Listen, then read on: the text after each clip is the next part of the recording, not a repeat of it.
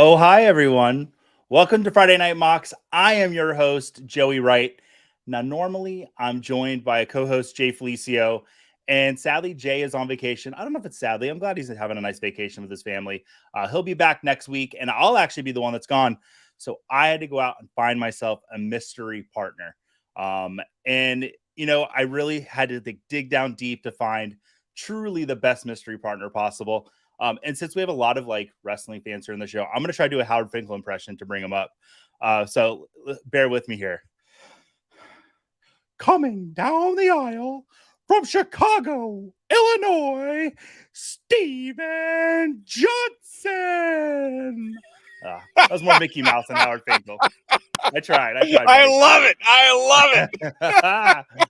How are you doing tonight, buddy? Good to see you again. Fantastic. I'm doing absolutely fantastic. Excited to do some mock drafting, talk with you. I know we're going to have some wrestling talk, and I am pumped for it. We will get to talk a little wrestling tonight. But also talk some football, obviously, because that's what everybody's here for. Maybe a little wrestling. But nevertheless, feeling good. Excited to be here. So you've been hard at work on the SFB Abby Makers and with doing the fishbowl merch, and you're planning the Chicago Scott Fishbowl draft. Is that right? That is correct. Sunday, July 16th in Elk Grove Village, Illinois. We got 4 drafts going on. So we're one of the bigger lives. We've got giveaways. We have T-shirts. We have everything. So looking to raise a lot of money, have a lot of fun over the course of the day, and very, very excited. The shirts kind of came together at the last minute, but very excited how they turned out. And again, just that on top of all of the other shirts that have been going on. And quick thank you to everyone who has bought. We have passed 1,000 orders on SFD merch, which is incredible. The amount of money that you guys are all helping us raise has been just insurmountable, and we cannot believe the feedback we've gotten. So thank you, everybody who has participated in that so far. Absolutely. And if you haven't gotten any Scott Fishbowl shirts, go buy one. I got the Starbucks one. I love it. Did you do the Starbucks logo, or is that someone else? That was Bob Gilchrist. That was Bob Gilchrist? Oh, good job, Bob. All right. Well, listen, we got some people in the chat. We just want to say hi to them. We got Craig in here. Craig, good evening, FYF fam. How you doing tonight, buddy? Craig is actually in the draft tonight. I'll introduce everyone that's in the draft, not as Howard Finkel. Maybe I should do that. That was kind of fun. But yeah, Victor in here ripped Darren Puke. Was it Drozdoff? It was Draws, right? Yep. Yeah. Remember watching him in the Legion of Doom growing up. Olo Brachachos. I'm ready to see who the surprise guest. Steven Johnson. Smash that like button. Yeah, Steven was with me on Wednesday, and I hadn't looked at the FYF schedule, and I had already messaged Steven to be like, hey, can you come on Friday Night Mocks? And he's like, yeah, Joey. And then I was like, oh, I get to stream with him twice, but there's never enough. I mean, to be fair, I pestered Jay for quite a while about coming on Wednesdays, and it finally happened. And then you texted me and like, let's do it. Yes. Right, Albert saying hello. Victor, I think that was from my Howard Finkel impression. I was practicing it in the shower, and I got out of the shower, and my wife was like, who were you talking to? And why was it like Mickey Mouse? And I'm like, you know. Oh, Steven has my favorite SFB shirt ever on. This is a throwback from last year. This is actually my favorite design that I've made. Hands down. I'm a big Jurassic Park fan, and so that was fun making that last year for the cities. Awesome. Victor saying nice introduction and great surprise guest, Steven. And he's also from Chicago. All right. Chicago or the suburbs? Oh, that's hi. The question. There's Dame. Hello. All right. Let's see. Let's pull this draft board up, see who's in the draft with us tonight. I'm going to 1 second. Just got to move this over. Where is it? There it is. There's our beautiful draft board. All right, let's say hi to our drafters tonight. We got Steven at the 101. Julia Papworth, we bring her on stream, but she's still not allowed to be on here with me. I'm still under restriction from talking to Julia on camera. So hi, Julia. How are you doing? I got Jake Perry, or Craig Reith, our good buddy. Mr. Scampers, our favorite chat cat. Alfredo Brown, the pretend GM himself. Z2's up in here. Fredo. Okay, so I'm at the 108, but at the 109 is who I'm most focused on. I don't know if it's Shia LaBeouf, but guys, in the private chat, he is fully bought in, and I'm going to pretend it's him. Like, he is really like, it's good stuff. Crawdad 87, Working Grind Hal, and then Swamp. So yeah, we got a good crew in here tonight. That is a good crew. I say we go ahead and start this draft. Well, Steven, you know that already that it is a redraft tight end premium. So it'll be a tight end premium. They'll get an extra point per reception. This is half a point PPR, one quarterback. So, there'll be 9 positions. So you'll have 1 quarterback, 2 running backs, 3 wide receivers, a tight end, and 2 flexes, no kickers, no defenses tonight, and then 9 bench spots. So we have 18 rounds going tonight. All right, let's start it off. Whew. To kick things off here, honestly, this is a one format I would actually consider Travis Kelce at 101. You know what? Just because we're in the mood, I'm going to do it. Ooh, spicy. A very, very large gap between TE1 and TE2, especially in a premium and a quarterback one. Let's do it. Off and running. I was in a tight end premium draft, Scott Fishbowl one earlier today, and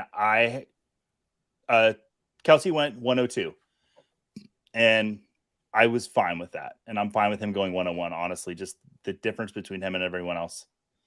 So Craig's up on the board. Let's see who else we got in the chat right now.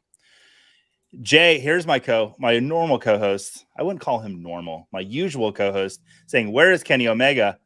Should that be the segue? Should we just get right into it, or let's let some? I'm not going to stop you. I'm not going to stop you. You did ask me where I had the Omega Osprey match rated, and I will get into that, but not yet. So we got Tyreek Hill going as the 4th wide receiver off the board. I like that pick.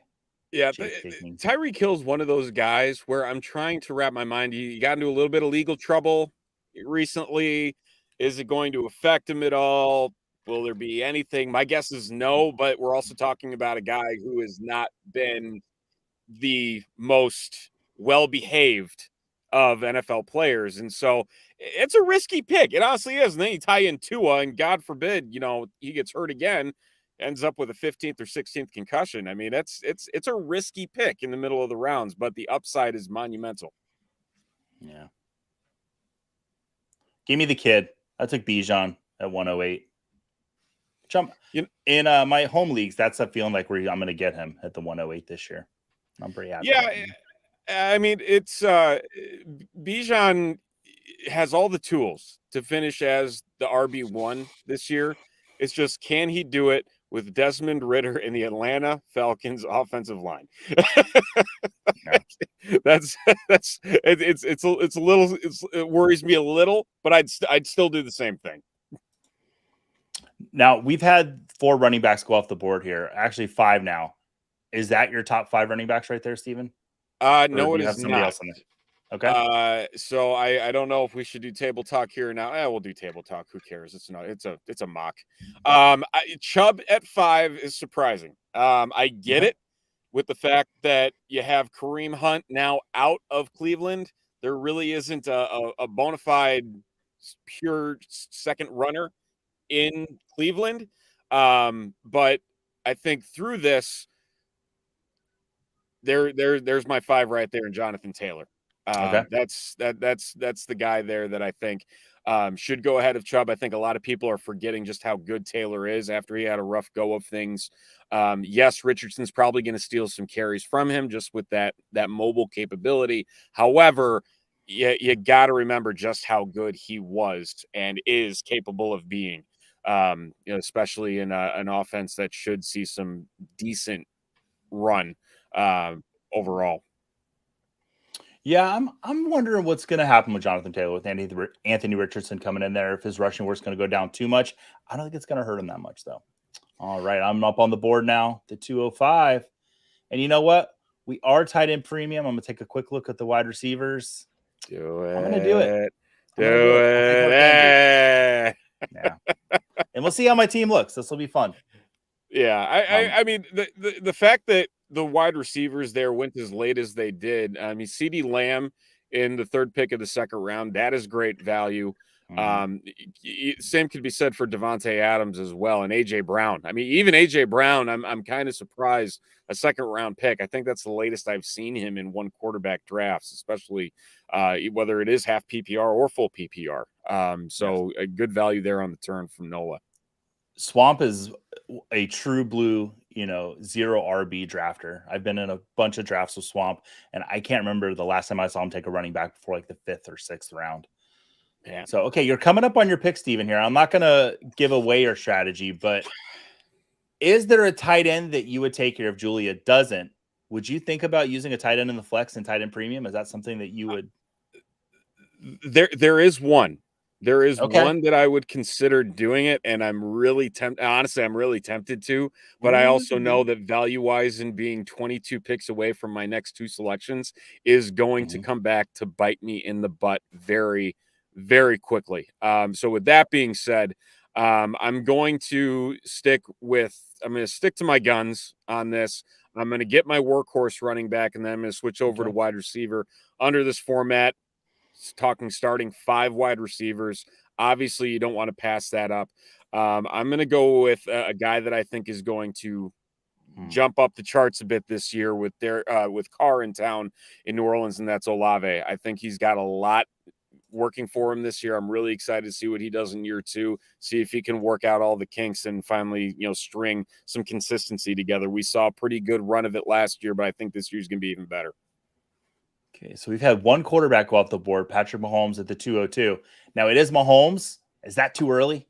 Or are you okay with that? I think that based on what I'm gonna fall back to Wednesday with Kluge as well on this. Is that there was a little bit of a panic about the quarterback position. It's like, oh, is it too early? Is it too late? There goes Jalen Hurts. Is it something that you really want to, try and just get out of the way early? But then we saw a lot of value later in the draft that honestly, comparing the two, probably better off going positional versus quarterback early on. Okay, Alfredo's up on the clock here. I agree with you on that. You know me, I like to wait on quarterback. So, all right, Josh Allen going at the 306. You wanted to bully. That was the guy. I was going to do it. But I am going to take, let's see what I'm going to do here. I'm going to take my first wide receiver. And I'm going to take someone that I really like this season in Devonta Smith. I'm going to soon have an article out that talks about passing on certain teams' wide receiver 1s or their perceived wide receiver 1 and taking the wide receiver 2. And Devonta Smith is somebody that I love his value right now. And while I do love A.J. Brown, and I think if A.J. Brown, the right values for you, like right now, he went at the 201. I like that for A.J. Brown. I'm fine passing on him and taking Devonta Smith because I think their numbers by the end of the season are going to be pretty even. Yeah, I would agree with that. I think Devonta Smith is kind of the forgotten son in Philly overall. I mean, we're talking about a guy that didn't set the world on fire in his rookie season. He's been able to build that rapport and really benefiting from A.J. Brown being in town now, where he's not commanding that coverage like he would be if Brown wasn't there. And again, still young, still improving. You could argue that Smith could end up with a better season than Brown. You honestly could. I think you could, just based on his skill set. I mean, we're talking about a Heisman winner who set the world on fire at Alabama. He has a skill set to do anything and everything on the field. And I think as long as you get that momentum going, that confidence building in Smith, it'll be a good run for him this year. Lamar Jackson goes to Shia over there. Shia, I really appreciate your movies. I would mention to him the private chat, the Peanut Butter Falcon. I really enjoyed him in the Peanut Butter Falcon. And I got my pick coming up here, and I'm going to reach a little bit. Maybe I'm not reaching as much as I think, but I am going to take Jahmyr Gibbs. Okay. I love that Detroit offense. I think he's going to be a huge part of it, even though David Montgomery's there. I think there's going to be plenty of work to go around for both of them. I love the talent. Angry at you for that pick, I think. Good. That's honestly, I said it earlier today. I made Tim curse at me. Yes, Julia, I'm sorry. This is why we can't talk on air. No. So, okay, we've gotten a few comments about it. Let's let some picks build up here, but let's discuss it. Jay throwing it out there. 6-star match for Kenny Omega and Will Ospreay. Do you agree that it deserved the 6-star? I was honestly expecting 6.5. If I'm being honest, it kind of surprising. Ryan's never watched AEW. Well, you're missing out. It's really fun. When it hits right, it hits just right. Now, Steven asked me off air, where does the Kenny Omega Will Ospreay 2, where does it rank in your best matches of all time? Because I texted Steven after the match was over. I was like, it's one of the best wrestling matches I've ever seen.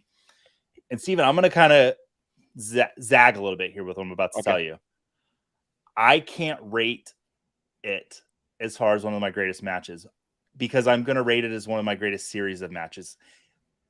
Omega and Okada is one for me. Okay, I was gonna say, I'm like, where are you going with this? So the three matches, I'm not really gonna count the G1 series they did, but like the trilogy. And then second, another one recently, Johnny Gargano and Tommaso Ciampa. Their storyline, that series of matches, and then after that as well, Ospreay and Kenny Omega, because I need to see the third match, which I think is going to be at Wembley, before I can decide if it's in that echelon. But just incredible. You think it's going to be that quick that they're going to turn it around and go to Wembley? I mean, he's already said. Ospreay's already said. All right. Yeah. I think that kills my 30 seconds of pro wrestling talk that I'm allowed to do. We'll come back to it. I mean, to be fair, I'm in a bully tight end now. I like this slot for him. I'm going Goddard at the 5. I think that works well given where the board's lined up, and we've already got one bully there. Pull up Craig's comment. Okay. Craig saying, no way it should be that high. 5 stars is the standard, and Meltzer is a doofus. Okay. So this is the thing. There has always been the bias that New Japan and All Elite matches just are rated better. There's always been that bias. You look at the overall historic ratings, you won't see much in the WWE category.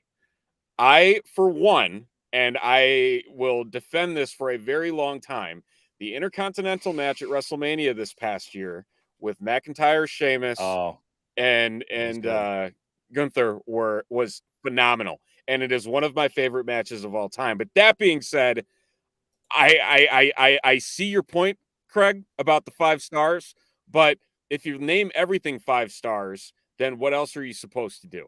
I mean, that's the thing. It's like the One Bite Pizza reviews, where it's like nothing will ever be a 10, but at least go to a decimal system or something to make it easier. But I think that there needs to be some fluctuation getting into the 6s, the 7s, because it was a masterpiece. For all purposes, it was a masterpiece that it occurred, and I wish it closed the show, but it is what it is.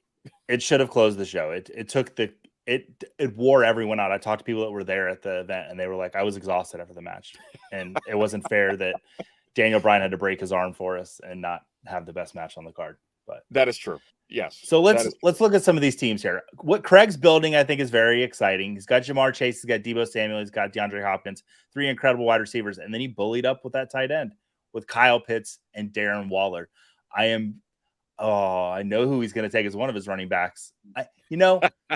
Should I just take Samaje P. Ryan in the 6th round so Craig can't have him? Just to spite him. Should I do it? Will I do it? I don't know. But I think his build ruin the draft immediately. Yeah, I think his build is very interesting. Look at Swamp, just making me eat my words. I said, I've never seen you take a running back before the 5th round. He goes Aaron Jones and Miles Sanders, and then takes Cam Akers.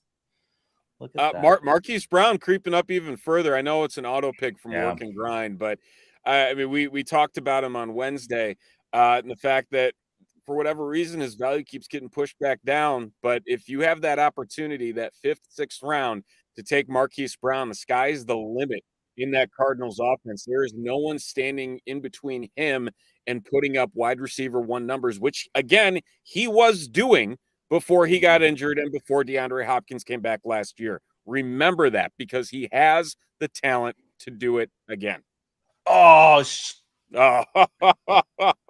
Four running backs. Yeah, he's going hard.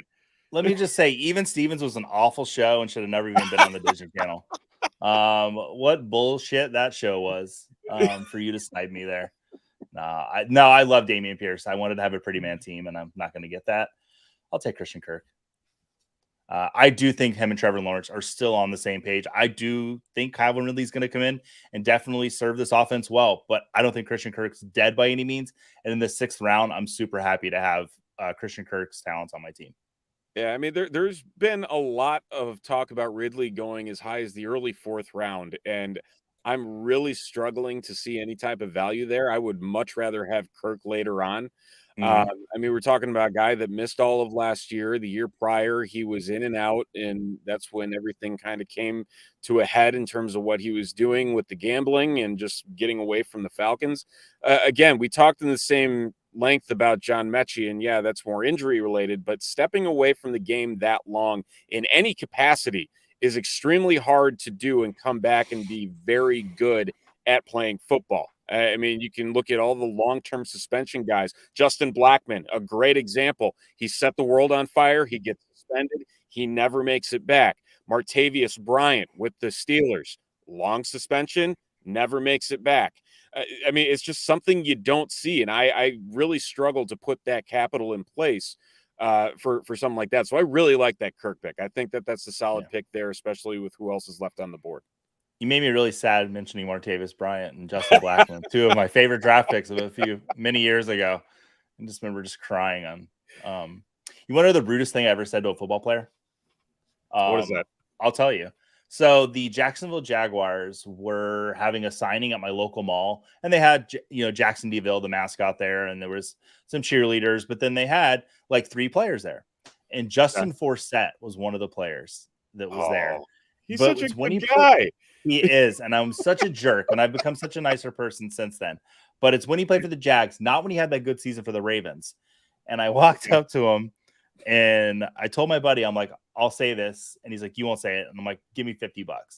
So I walked up to him, and I said, hey, I want to thank you for everything you did in fantasy last year. He's like, oh, thanks, man. I was like, no. My friend had you on his team. And it did not go over well.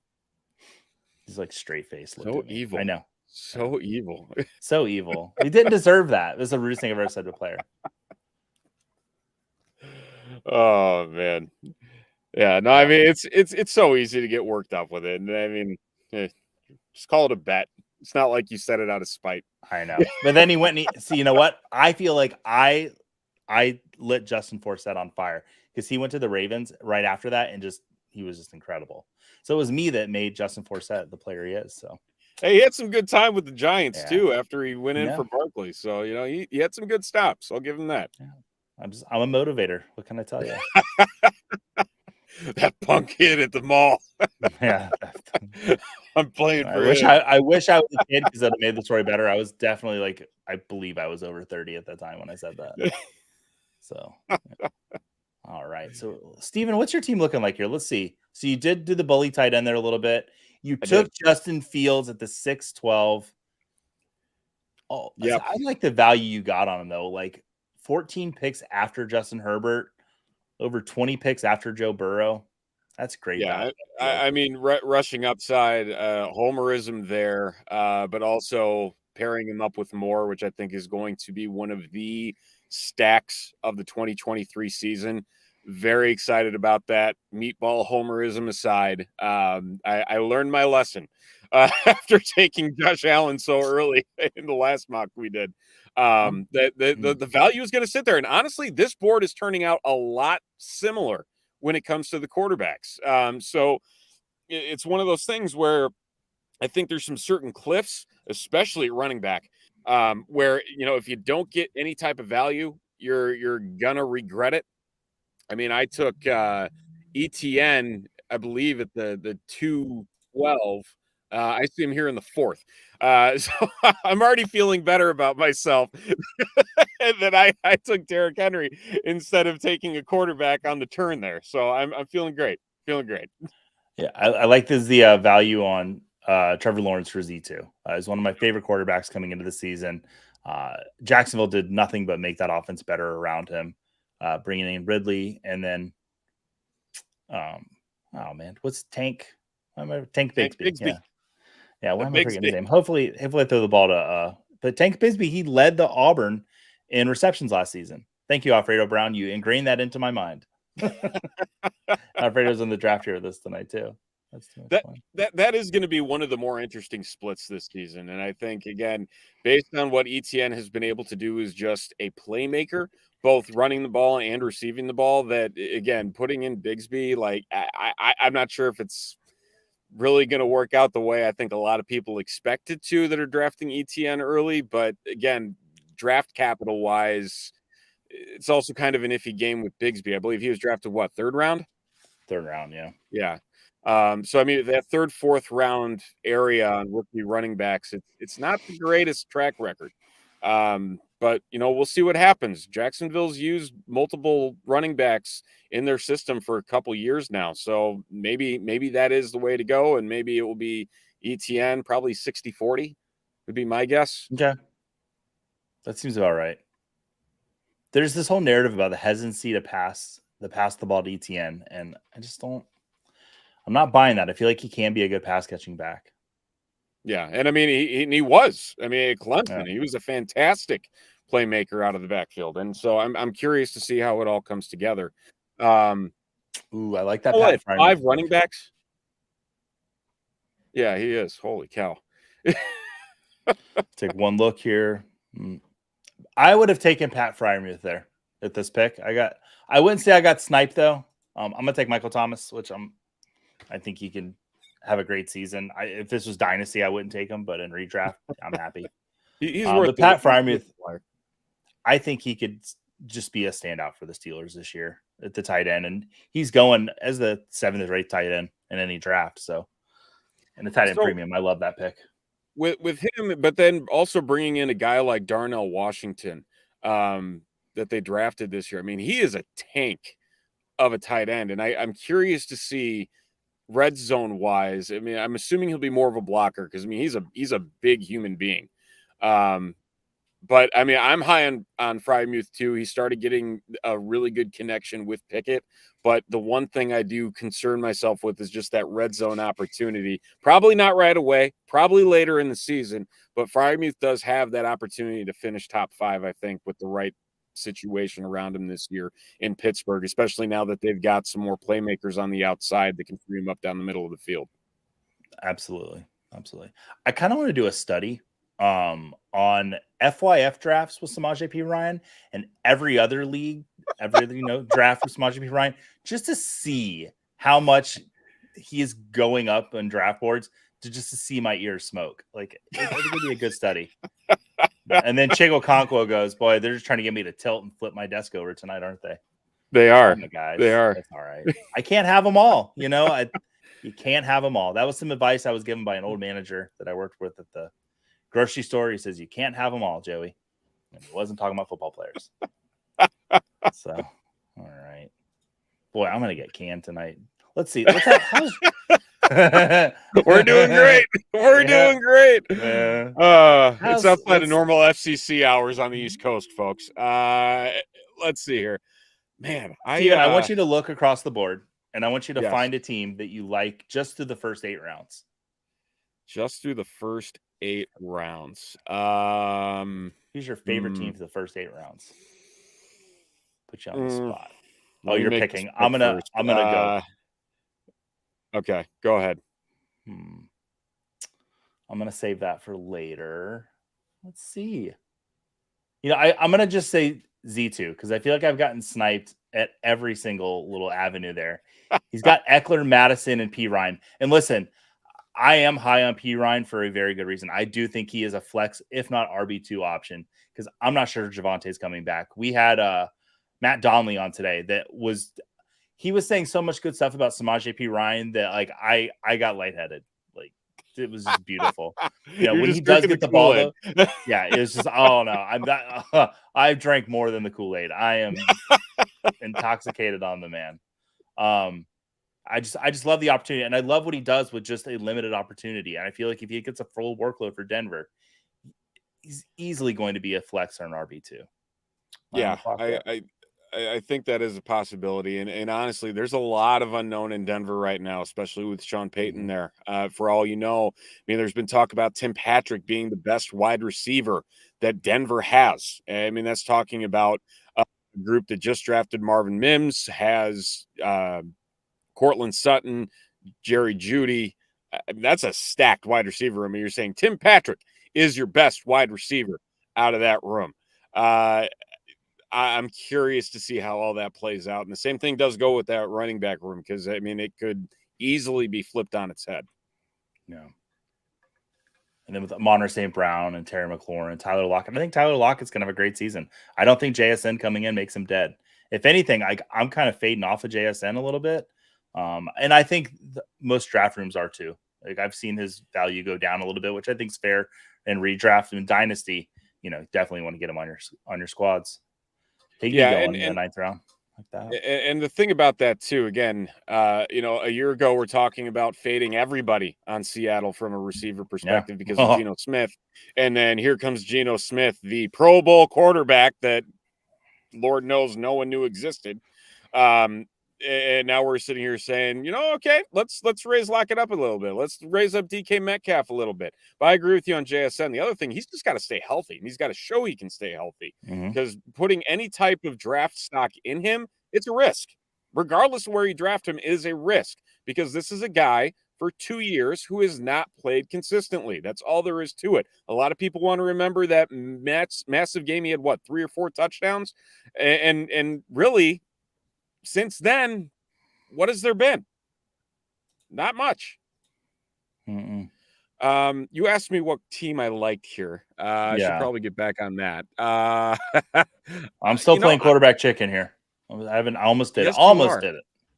I mean, it's a QB1. I think you can get away with it with some of the guys still on the board too. I mean, there's 3 in particular.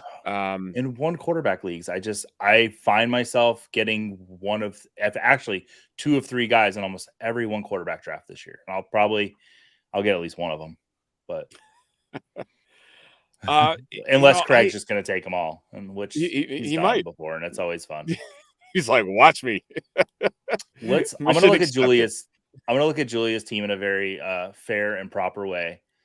I love her wide receivers: Justin Jefferson, T. Higgins, and Zay Flowers. Like, he could easily be the wide receiver 1 there on Baltimore. I don't think he'll be the most targets. I think Andrews is still going to get that, but getting Zay Flowers in the 9th, I love that. And then Josh Jacobs, a running back that I absolutely love. If you're drafting in Scott Fishbowl and you're in the middle of the 2nd round, just draft Josh Jacobs and call it a day, because he was the running back 1 last year, above even Christian McCaffrey, I believe, in Scott Fishbowl scoring, if it was the same as it was this year. Or no, not above McCaffrey. It was right behind McCaffrey. So he's running back 2. He's just in a supreme talent. He's going to get all the carries there in Vegas. Kenneth Walker. I have more optimism for Kenneth Walker than I do Travis Etienne. Hopefully Swifts can do something in Philadelphia, but I love Greg Dulcich and Joe Burrow at quarterback. Julia, I really like the build of your team. It's very good. Look at that. Steven's on the clock. Out of pure fear. Ooh, let's check in on the chat. Go ahead. This gets to the point where there's some names I'm just like, do I really want to do this? I think you do. The majority of the time, the answer is no. I don't feel great about either of those selections, but it's in that territory where it's like the upside is there if the chips fall the right way. And that's kind of what I'm falling with here. Oh, the double quarterback. Oh, this might be where you need to break. This might be where you need to break. I'm good. Oh, boy. My boys will still be there. Okay. All right. Listen, I've been kind of banging the drum for Anthony Richardson since draft day, and I'm starting to maybe come off a little bit, just a little bit, to where I was taking him, as the 8th quarterback. Sorry, but now I'm moving him down closer to my bottom, to the 12th spot, and moving the guy I'm probably going to take next that I don't even need to take yet, but I'm that hyped on him that I'm going to take him. I'll take him there. Oh man, Somebody's blasting music outside my window. What's that about? Good. I hate saying this because I know it's been an auto team, but I really like work and grind. I don't. Hey, I mean, Taylor, if Hall comes back, he's got Mahomes. Metcalf, Godwin is going to be a value. If you get him in round 5 or further back, he is going to be a value. I don't care who is throwing him the ball. He is a target magnet. Same thing with Marquise Brown, and I love Pickens' upside with Pickett this year. He really had some solid games with him last year in the rookie season. I think he's due for a big breakout second year. So that wide receiver core has tons of upside. I absolutely love it. And then you have James Cook sitting there as your RB3. I think he could do some good things this year too, in year 2. Yeah. Totally agree. I took Geno Smith as the 14th quarterback off the board. He's my QB9. I love. He's finished. I'm just sitting here talking him up, and you're just like, I'm going to take him. Yeah. No. I've banged the drum really hard for Geno. Last year's QB5, and his situation only got better. So about Geno Smith, Steven, this is what I want to ask you. Yes. Geno Smith, system quarterback, or is he this damn good?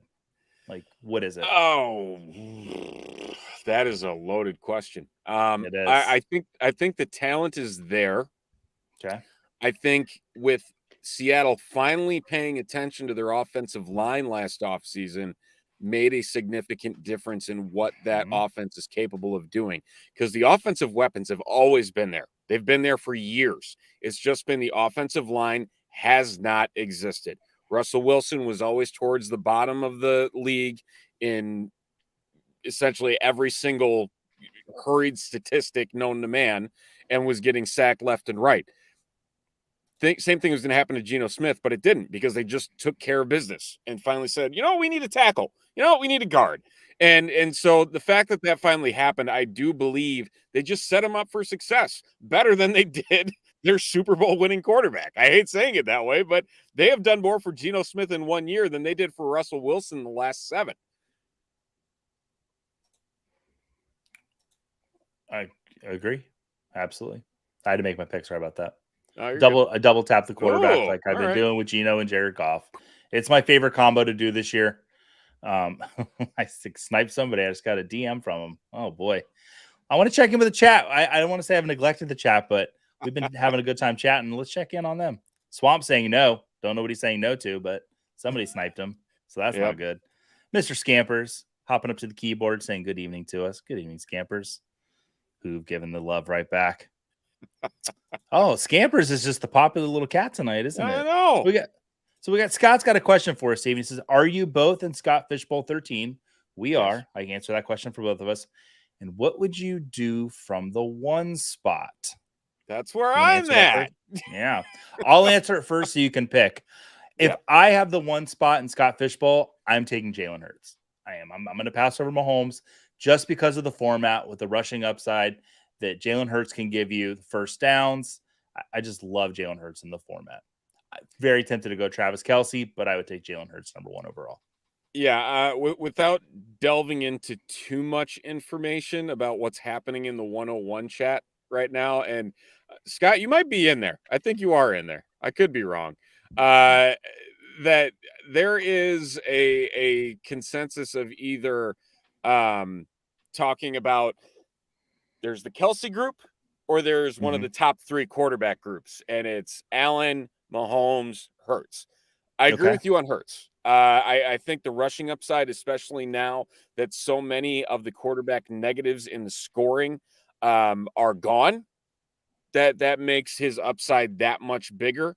I'm gonna also get a meatball comment in here as well. Weeks 5 to 15 last year, so solid 10-week stretch. Justin Fields led all quarterbacks in scoring under this format. Let's go. So I was just about to ask you about him. I'm sitting here, and I've brought it up a couple times in the 101 chat, and I'm like, I don't care if this is a meatball comment, but sometimes you got to zig when everybody else is zagging, and that might be my zig, is taking Justin Fields 101. It's a massive risk.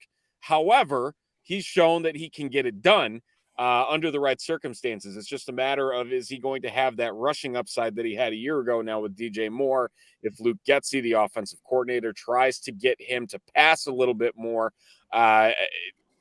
Lord knows what the offensive line is going to be. They did improve it, but that also doesn't mean anything in terms of the accuracy issues that Fields had last year. So all that being said, probably still taking Hurts at the 101. And there's a follow-up comment there from Scott.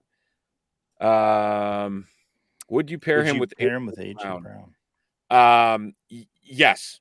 I think here's the thing is a lot of people want to chase the points per game in SFB, but you're playing with over 3,000 people. You need to chase the points first and foremost. How many points is X player going to have at the end of the year? Because that's what it's going to boil down to once you reach the playoffs. And I think that having stacks like that where the upside is massive, that is something you do. Although I will say this, I do like stacking Smith more than I do Brown, because getting a workhorse running back with the carry bonus of a quarter of a point for every carry, I think is more important getting at the turn in the second round. Absolutely. Alan, thanks for hanging out with us tonight. Love it. Fields 101.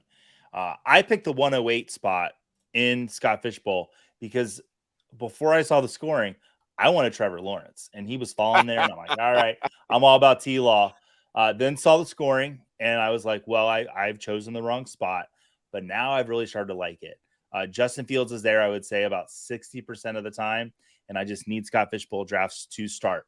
Crap, Alfredo Brown is in my division, and he's listening to every word I say right here. I just now realized that. Excellent. But I think there's going to be in our Scott Fishbowl division, Alfredo and I are both in the Chiquita Banana division. I'm interested to see which one of us pulls the trigger on Samaje P. Ryan first, because I know we both love him. I'm wondering how early Alfredo's going to go. It's going to be like two, gunslingers in the West. Yeah, I mean, I'm almost up. Are you doing a live or are you doing slow? No, I'm not doing a live. I am going to stop by a live, I believe, in Denver. But the Orlando live was when I was in I'm going to be in Colorado. So I was unable to attend that. And then I was thinking about flying to Chicago. If they would have had Forbidden Door in Chicago and had Scott Fishbowl, I would have gone to Chicago and I slept on your couch. You just didn't want to see me. Just admit it. Oh gosh. Oh, I got to pick. Oh no, Joey. I took somebody. I don't even know who I took. Jeff Wilson. Or no, I took Michael Gallup. Okay. I'm happy with that. And I was talking too much. All right. Let's look at, so we looked at your team. Oh, I got to take my auto pick off. We looked at your team. We looked at Julia's. Let's look at my good buddy Jake. Jake and I are going to be co-owning a team together here. Steven, I got to tell you. So his last name is Perry. Is it Perry or Pari? We're going to say Perry. My name's Joey. Steve Perry. No, Steve Perry. So last year we co-owned a team, and I don't understand why we didn't think of this last year. It immediately came to me. I was like, can we be the Joe Perrys? And Jake was like, immediately, he's like, yes. So all we're doing is like making Aerosmith jokes now in the chat. It's beautiful. We're going to win just because we're awesome. But let's look at his team real quick. Enough about me. So we start off with Christian McCaffrey. You can't argue that at the 103. Maybe I would have taken Chase, but I don't mind McCaffrey there at all. Stud wide receivers with Garrett Wilson, Amari Cooper, Calvin Ridley. Love that. And then Dotson. I love that Dotson pick. Johnson, I'm interested to see what he does this season. The only pick of his I don't like is Jalen Hyatt. When we're drafting together, we will not be drafting Jalen Hyatt. You need to sell me on it if we're going to draft him. Rashad White, love the Rashad White pick as the Bucs fan, and I do believe in the talent. And then I like that Roschon Johnson pick. I think he could end up being the carry leader there in Chicago. And Dalton Schultz in Houston could lead the team in targets. Doesn't guarantee you fantasy success, but at the tight end position, I think there was 4 of them last year.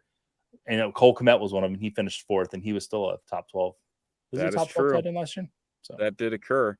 Man, there are some guys here. I'm going to take one of my tight end guys that I really like, Trey McBride. We talked about a lot of that, but I think in a tight end premium and the upside there, if Zach Ertz doesn't come back, that's something that can really pay off later. Another guy. This is a rookie that I really like. I think he's out to prove a lot of people wrong. That is Josh Downs in Indy. Love him. Love him. Absolutely love what he was able to do at North Carolina. Yes, he's a little bit smaller, a little bit shiftier, but I think that having him in the slot can pay dividends for the Colts offense. Very excited to see how he pairs up with Richardson this year. And I think, again, the upside is there because he was pissed he went as late as he did in the draft. And I think he wants to prove a lot of people wrong that, for his stature and how he's built, he can get it done. I think he can get it done. Absolutely. I love the Josh Downs pick. Scott saying you could get Smith at the 312. Yeah, Victor, or could you? Could you? Could we get Devonta Smith at the 312? Not if I'm in your draft. You won't be getting him there. Sorry. I'm trying to figure out what exactly the ADP is. From a couple of the things that I'm seeing here, he is around the 40s. So I think you could.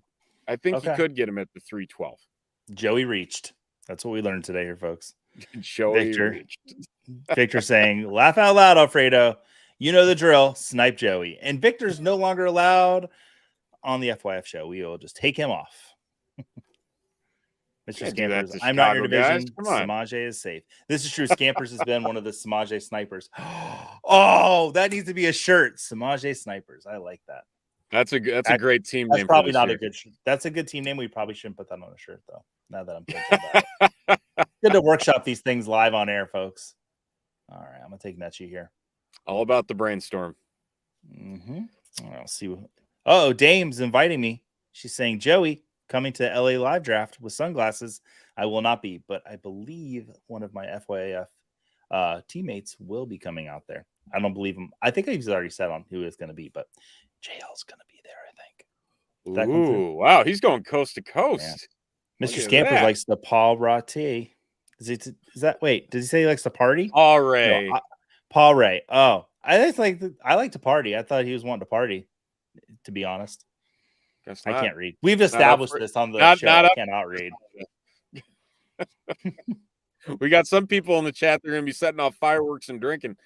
We're just going to Paul Ray or whatever that means over with Mr. Scampers all weekend. We got the Grimace gang in here. Craig. We're having a fun time here tonight. We are. Another guy, I will say this. I'm not really sure what to say about him. But one of the turn picks, here, can we scroll down on the draft board on the live stream here? Oh, it's showing. It's just it's got stuff cut off at the bottom. All right, let me do a little math here. See if this works. There we go. In there. So Tank Dell in the 16th. Second round value after the Texans are like, here you go. We need to get our new quarterback some wide receiver help. And it comes in the form of a skinny, tiny, speedy dude. And they traded up for him. I'm not really sure what to make of that, but the rest of that wide receiver room, we talked about Dalton Schultz potentially leading the Texans in targets. Tank Dell could easily lead the Texans in targets at the wide receiver position. And I don't know if that's a good or a bad thing, but I think for getting value in the 16th round, the upside opportunity is worth the pick there. I do like that pick of Dell just based on what they did with him in the draft. Absolutely. So that brings up a very interesting question I've been asking in my head between Mechie and Dell. I think Dell is the safer pick. But I think if John Mechie's on the field and he's right, I think I might have had the pick of the draft. I really do. I mean, the draft capital, the talent that he has, it's just a question is if he is and when is he going to be right? And the 15th round, that's a gamble I'm ready to take. But I think that Dell is the much safer and probably the better pick. Yeah. I mean, there definitely is the argument for both players. Mechie kind of falls into that same category as Ridley, like we talked about earlier, where it's is how much rust is there going to be once he steps back onto the field. And so I think that there is that opportunity there for Dell to get a little bit of an edge, even though he is a rookie. There might be that learning curve. Another pick that I really like. I'm going to make my selections here first. Let's see here. I'm going to go to the chat while you do that. There we go. Victor asking me if I've been to Chicago. I have been to Chicago. I have. It was a long time ago, and I have not taken a shot of Malort before. My lord. Malort. There's a long O over the O. Malort. Malort. Right. You don't want Scampers, to. So consider yourself lucky that you never have. Okay. Scamper saying expensive Tutu Atwell. Oh, my brother's in here. I made it, and without looking, I like Joey's team the most. Oh, thanks, brother. So Tim, FYF, everyone's favorite Fun Friday guest, Tim Wright, up in here saying hello to us. Scott, CJ Stroud lobbied for Dell, so you know he's going to get targeted. He didn't just lobby for him, he banged the table. One of my favorite little news headlines of the season. Swamp needs to go in the corner. Only reason to draft Dell is only because he was the 69th pick in the draft. What time is it? 10:21? That's nice. Yes. Z2, sorry for the autos. I'm at a rodeo drinking beer. Z2. Let's go. Oh, wow. That sounds Z2. Fun. I kind of want to send Z2 the link to have him come in and show us the rodeo. So completely off topic, but since we're talking about rodeos, there is a TikTok channel that is dedicated to the ridiculous stunts that people do at rodeo shows. And one of the most popular, and I learned this, it's where a bunch of women get in the barrel ring, whatever you want to call it. Oh, and they get like a smaller steer and they tape $1 to its like nubs. And they have to chase after the thing and get the $1. And these women get just smacked by this thing. Wow. It doesn't matter how small it is, but this thing knocks them out. And it is the most entertaining videos I have ever watched in my life, between that and some of the other just ridiculous things where people are just willing to put their lives on the line for the dumbest reasons possible. Yeah. I think we need to get a neutering kit out for Scampers here. He's got the beers and also 69 Scampers. And Tim, he loves beer. Beer's good. Dames and rodeo. How do I find one of them? That sounds fun. Yeah. So, yeah, I thought Steven was saying they put the women in the barrels, which if you thought my slip about Julia 3 weeks ago was good, women going in barrels is going to really get me canned by the time this episode makes it to air. Women in a barrel. Oh, God. Here we go. The chat has become unhinged. At the rodeos, the barrels, the clowns jump in. That's what I was thinking about, right? I don't know. Oh, man. I've been to a rodeo a long time. I need to go to one. That's what I meant to take instead of Taysom Hill, I meant to click Jelani Woods. I made a mistake, but I like the opportunity for Jelani Woods there in Indianapolis this season. And honestly, Taysom Hill isn't a bad choice either, because again, we're getting the lining up everywhere, and we know what that's turned into down the stretch. Is all it takes is one injury, and Taysom Hill's taking snaps at quarterback. Here's a tight end that's getting passing yards and passing touchdowns and all of these stats. So in that sense, honestly, cannot blame you. Yeah. Scott saying kitty and heat. And Swamp didn't kill something, so that's good. Joey is off duty. I will be in about 5 minutes, probably. True story. I didn't know we were in the last round. Just replaced Woods with Tyler Conklin. Same for me? Oh, with Robert Woods, so Tyler Conklin. Because Swamp did not take a tight end. Nope. Swamp, got to pay attention. Ryan Crawford kept having to exit and come back. Lagging. Sorry for the autos. That's okay. Don't worry about it. We're having a good time here. Brock Purdy going in the 18th round, the lead quarterback of the San Francisco 49ers this season. I don't know what to make of that situation. I truly don't. I just feel like Shanahan's going to tell me at some point, and I'm going to listen. Man, there's a couple names here I really like. I do like, this is my dark horse favorite for leading the Giants in receiving this year, and that's Darius Slayton.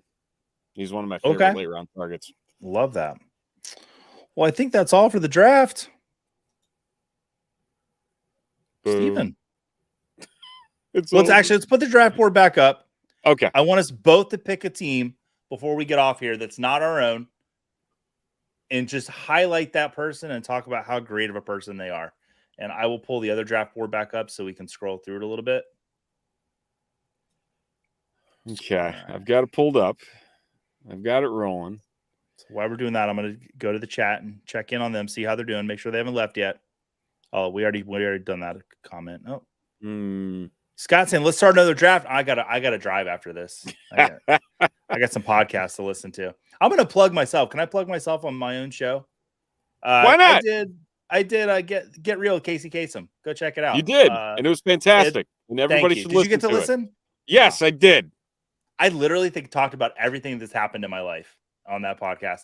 Casey is seriously, I no disrespect to anyone, is probably the best host I've ever been on a show with, as far as asking me questions. And I was talking to Jorge today, Jorge Martin, and he was saying she guided you through like your life, like she was your like biographer. And Casey, just thank you so much again. So go check that episode out. We had a really good time. And you learn about me if you want to know about me, or if you think I talk too much, don't listen. But still, go give Casey a little sub there. No, a fantastic show, and I mean the lineup of guests that she has had since doing Get Real has been fantastic. Highly recommend. I don't subscribe to many fantasy football podcasts, or just in the general vicinity of fantasy football land on Twitter, but that is one of them, and that is a smash subscribe for me. Yeah, 100% agree. Victor, people in rodeos, women in barrels, great mock, great show, bro, chachos. Oh, that's the comment. When JL asked me, how did the show go tomorrow? I'm going to say, people in rodeos, women in barrels, great show, you know? All right. Well, you know what? I was going to look and pick a team, but Swamp said, Joey, pick my team. So I'm just going to pick Swamp's team and break it down. Okay. I don't think he could have started off his draft any better than he did with Stephon Diggs and A.J. Brown. Love the 3 running backs he took after that. Even Cam Akers, I know I've kind of been out on him, but in the 5th round, I'm 100% okay with that. And then the Brandon Ayuk pick in the 6th round, mwah, love that pick. Where did Debo go? I want to see where Debo went. And Debo went 4th round to Craig. So earlier today in the draft we had, and where the format wouldn't change much, Debo went about 12 picks after Ayuk, and here Debo's going 12 picks before Ayuk. You just never that is such a polarizing duo right there. Antonio Gibson, if you're buying into the hype, I love that. David Montgomery, like I said, I do think he and Jahmyr Gibbs are going to work really well in tandem. And then I love the Sky Moore pick. Kirk Cousins as your quarterback. He's gonna be solid, rock solid. You need a tight end, Swamp. You knew you made the mistake though, and you told us that, but you need a tight end. This is a tight end premium too, but I love that Tank Dell pick. Yep, Swamp, you got a good team. Steven, did you find your team you like?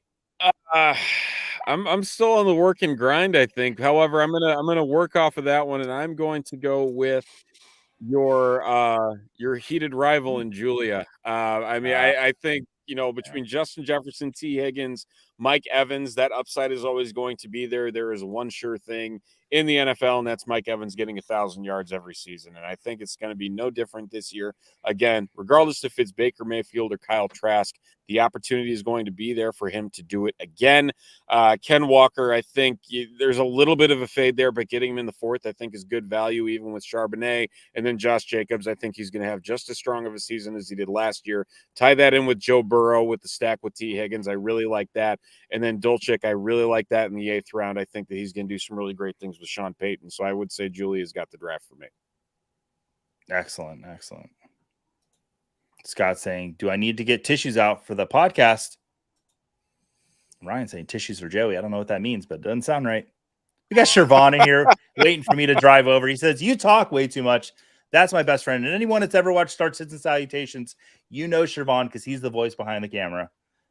He is my best friend in the world and my cameraman. So I'm not sure which order they go in, but I love that guy so much. We said both. Dame saying, thanks, fellas. All right, Steven. I don't want to leave, but I think we got to leave. I think we got to check out of here. If you guys are not following Steven on the old Twitter, Steven _ or at Steven. Why can't I not get your Twitter thing right? Off the comment. Steven _ Roto.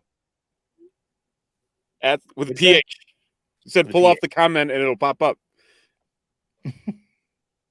1, 2, 3, magic. Where? What comment are you talking about? You have Dame's comment up there. Oh, that's a good there it is. There we go. Yeah.